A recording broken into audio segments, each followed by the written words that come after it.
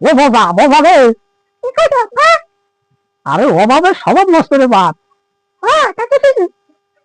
চল হাড়ে বাবু গরু আসবো, কাঁঠাল কিনবো, তারপরে রুটি দিয়ে মা খায়া খাবো। আচ্ছা ঠিক আছে, তাহলে চলে যাই। ওই যে যা, দেখ ওইখানে গরুটা বান্ধা আছে। তাহলে ঠিক আছে যাই। ওরে বাবা ঢুস মারে, ওরে হারাম দাদা ঢুস মারে, কি বলছিস? যা তাহলে পিছে যা। ওরে হারাম দাদা কফিসির বাস্তা, সামনে গেলি লাথি মারে, পিছে গেলি ঢুস মারে, একে নিয়ে আমি করবো কি? ও শুনছো? কি কও? বাজারে যাইতেছো ফল নিয়ে গরু বেচতে, তাহলে কাঁঠাল কিন্তু বড় একটা দাও। আচ্ছা ঠিক আছে আনবো।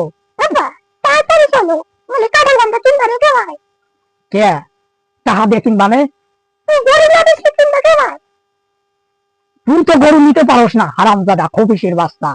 বাবা আমি যদি খবিসের বাস্তা হই তাহলে তুমি খবিস না? খাইছি রে খাওয়ালের কাছে তো আমি নিজেই ধরা খাইয়ে গেলাম।